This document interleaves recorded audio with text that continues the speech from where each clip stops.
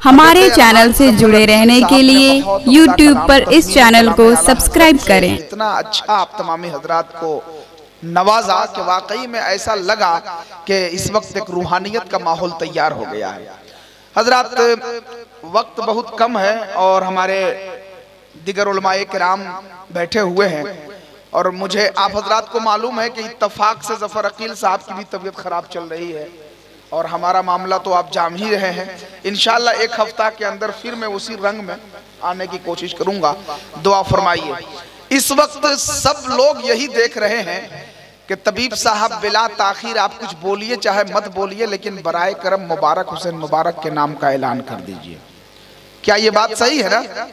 सभी लोग सुनना चाहते हैं ना भाई? जरा हाथ उठाकर बता दीजिए ना कितने लोग सुनना चाहते हैं। अच्छा, माशाल्लाह सभी लोग सुनना चाहते हैं। हमारे शायर साहब बैठे हुए हैं, मुबारक भाई। वैसे एक बात इस वक्त जहन में मैं आपको डाल दूं कि एक शायर साहब कश्ती पे सफर कर रहे थे। एक शायर साहब कश्ती पे सफर कर रहे थे तो शायर साहब ने मल्लाह से पूछा कि तुम्हें शायरी आती है? शायर साहब ने मल्लाह से पूछा कि तुम्हें शायरी आती है? तो मल्लाह ने कहा कि नहीं हुजूर, हमको तो शायरी नहीं आती है। तो शायर साहब ने कहा तब तो तुम्हारी आधी जिंदगी बेकार है। तो अभी कुछ दूर सफर किए थे कि तूफान आ गया, कश्ती डूबने लगी। तो अब मल्लाह ने पूछा शायर साहब से कि हुजूर आपको तैरना आता है? तो शायर साहब ने कहा नहीं। कहा तो आपकी पूरी जिंदगी बेकार है। ठीक है, तो कभी कभी ये कैफियत पैदा होती है, लेकिन मुबारक हुसैन मुबारक उस शायर का नाम है जो अगर कश्ती डूबे भी तब भी वो पार लगाने की सलाहियत रखता है। मेरी मुराद ये है कि अगर मजमा कहीं से कमजोर पड़ भी रहा है तो मुबारक हुसैन मुबारक मजमा को कमजोर नहीं पड़ने देते हैं, बल्कि अपने कलामे मोहब्बत से सामईन के दिलों पर राज किया करते हैं। उस शायर को मैं आपके हवाले कर रहा हूं, वो शायर जिसने अब तक कई अवार्ड हासिल कर चुका। खुद अंजुमन शान वतन के हवाले से मुफ्ती आजम हिंद अवार्ड गुज़श्ता साल दिया गया है और इस साल तो माशाअल्लाह 24 नवंबर को पिछले साल मुशायरा हुआ था, लेकिन इस साल बुजुर्गान दीन के आरास और कुछ त्योहार इसी महीने में हो जाने की वजह से और ख़ास तौर से मेरी तबीयत जो ख़राब चल रही है इसकी वजह से नवंबर का प्रोग्राम दिसंबर में अगले महीना में मुंतकिल कर दिया गया है। और आप हजरात दुआ फरमाइए कि इस बार प्रोग्राम को तारीखी बनाना है, इसलिए कि मुफ्ती मुजाहिद हुसैन साहब को भी अवार्ड देना है और हुजूर मुहद्दिस कबीर की तारीख ली जा रही है।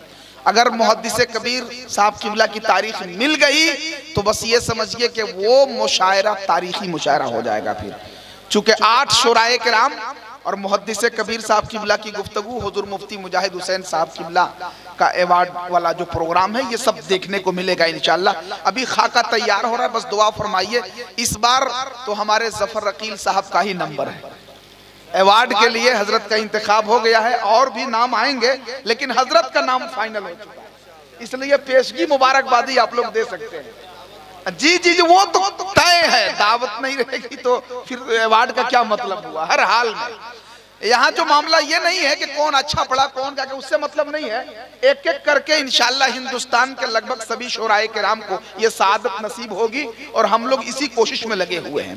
तो और भी शोराए किराम का नंबर आएगा, धीरे धीरे सारे लोग इसके हकदार होंगे। लेकिन इस वक्त जफर अकील साहब के नाम का ऐलान हो गया है और आज नहीं हुआ है। हजरत को यह खुशखबरी हमने तकरीबन 7-8 महीना पहले सुना दिया है कि हजरत आपके नाम का ऐलान हो चुका है। तो अब मैं चाहता हूं कि हजरत जफर अकील साहब किबला जो हमारी जमात के बहुत सीनियर शायर हैं, बहुत संजीदगी और शगुफ्तगी के साथ आपने उनका कलामे मोहब्बत समात किया।